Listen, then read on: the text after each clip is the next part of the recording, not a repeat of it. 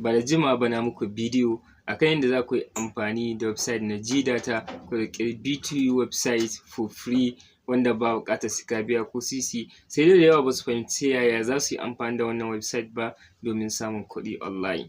So a cikin wannan bidiyon zan nuna muku step by step hanyoyin da za ku bi ku yi amfani da wannan website da za ku ƙirƙira for free domin ku samu kuɗi, wanda data tana daga cikin abubuwan da ake amfani da ita a kowace rana, saboda haka akwai very huge opportunity za ka yi amfani da ita domin making money online ta hanyar wannan website ɗin.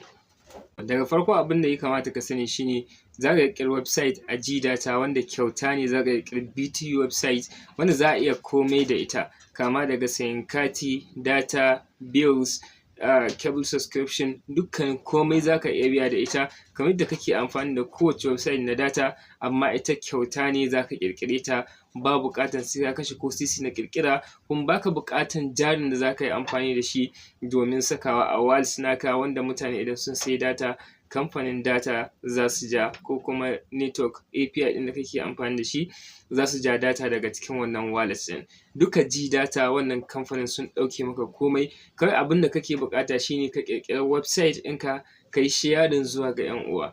Za ka zo ka ƙara ribanka a kan kowanne network, misali a katin kira ka ƙara ribarka, a data ka ƙara ribarka, gwargwadon abin da ka ga dama za ka iya sakawa gwargwadon users ɗinka.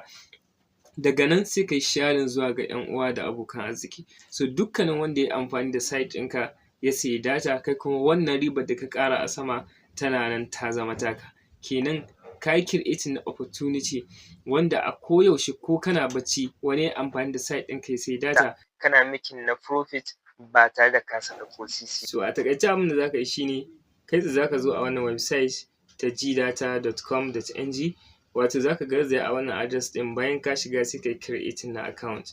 Wanda creating na account ba wani abu bane mai wuya. Za ka zo ne ainihin, misali bari in log out daga account ɗina. Okay.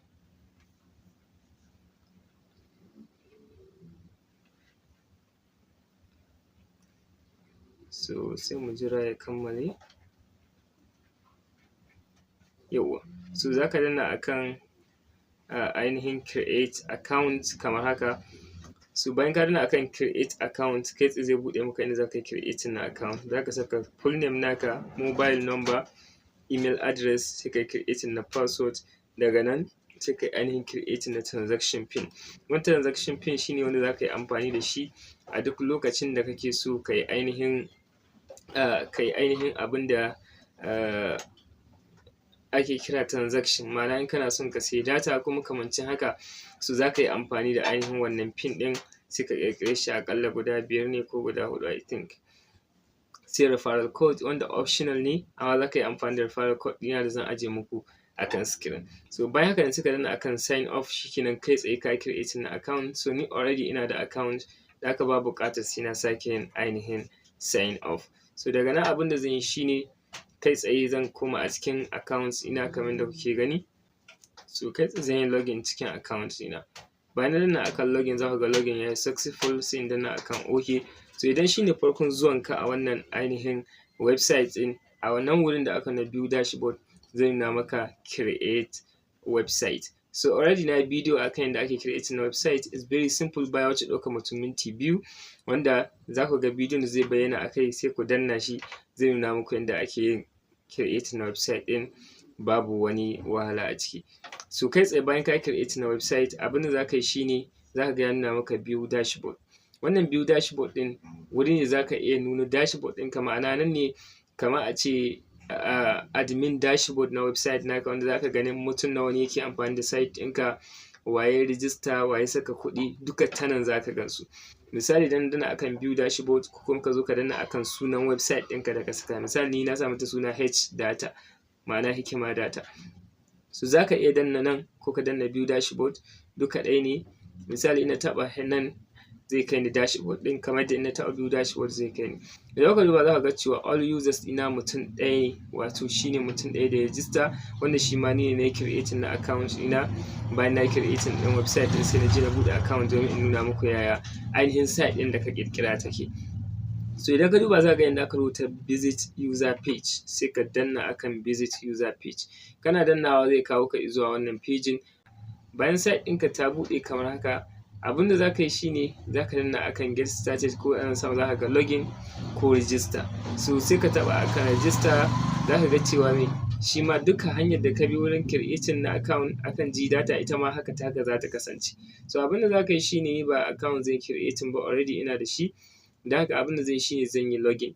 Da haka zan taɓa login, za a ce in saka pin ɗina, sai in saka pin ɗina.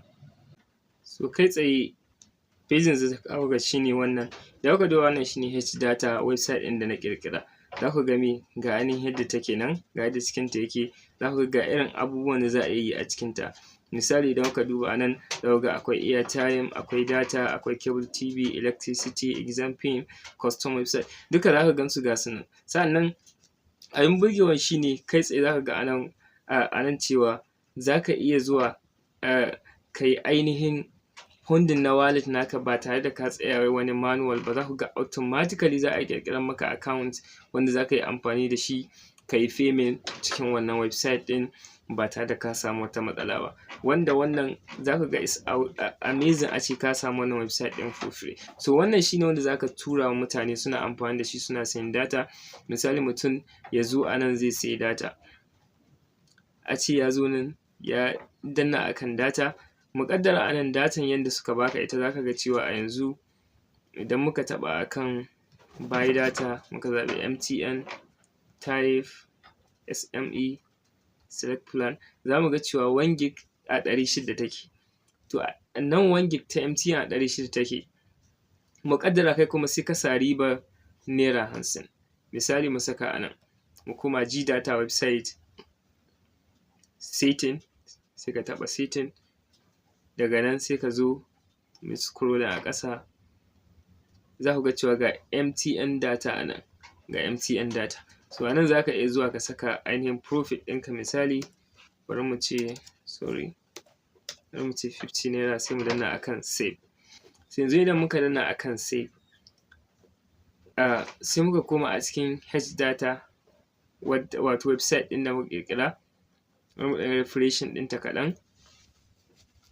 So za ku ga idan aka taɓa buy data, aka zaɓi select network, MTN, data type, SME. So a wajen select plan idan muka zo za ku ga cewa me nan ya koma 650.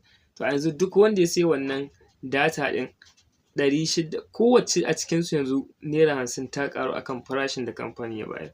So duk wanda ya zo ya sayi data a cikin site ɗin yanzu ta MTN, za ka samu naira 50 wanda shi ne profit naka. So wannan yadda tsarin kasuwancin yake aiki kenan. Kenan a duk lokacin da wani ya shiga ya sayi data, duk adadin da ka ƙara a sama kana da shi wannan lokacin, baka da wani haufi. So kun ga wannan business ne wanda zai taimaka maka ka samu kuɗi da shi kuma ba tare da ka kashe ainihin ko sisin ka ba wurin ƙirƙirar website. So ina ga wannan dama ce wadda idan mutum yana iya amfani da ita zai iya samun kuɗi, kuma ya samu harkar yi wadda zai samu kuɗi da ita.